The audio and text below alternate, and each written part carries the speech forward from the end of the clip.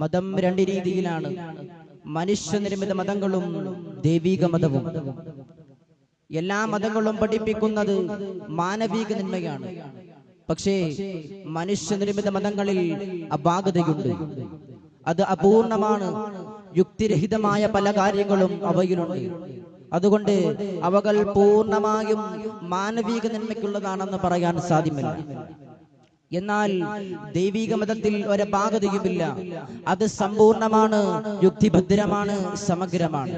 അവ പൂർണ്ണമായും മാനവിക നന്മയ്ക്കുള്ളതാണ്. കാരണം അതിന്റെ അടിസ്ഥാന പ്രമാണങ്ങൾ ഖുർആനും ഹദീസും അതിൽ നിന്നും ഉത്ഭവിച്ച ഇജ്മാഉം ഖിയാസുമാണ്. ദൈവിക മതം ഒന്ന് മാത്രമാണ്, അത് പരിശുദ്ധ ഇസ്ലാം. ഇസ്ലാം.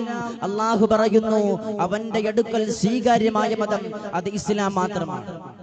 അതിനാൽ ഇസ്ലാമിക മതകലാലയങ്ങൾ മാനവിക നന്മയ്ക്ക് എന്ന വിഷയത്തിലേക്ക് നിങ്ങളുടെ ശ്രദ്ധ ഞാൻ തിരിക്കുകയാണ്.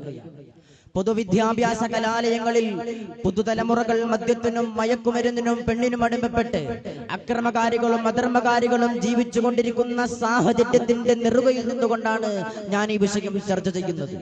സമൂഹ പെരുമാറിലേക്ക് കിതച്ചു വരുന്ന ശത്രുനിരയുടെ തൂലികത്തുമ്പുകളിലെ മുനയൊടിച്ച മുന്നേറ്റങ്ങളാണ് മതകലാലയങ്ങൾ. ഉമ്മത്ത് മുഹമ്മദിയുടെ ചരിത്രത്തിലെ ആദ്യ പാഠശാലയാണ് അറേബ്യയിലെ കുന്നിന് മുകളിലുള്ള ഹിറാ എന്ന ഗുഹ. പ്രഥമ അധ്യാപകൻ ജിബ്രീൽ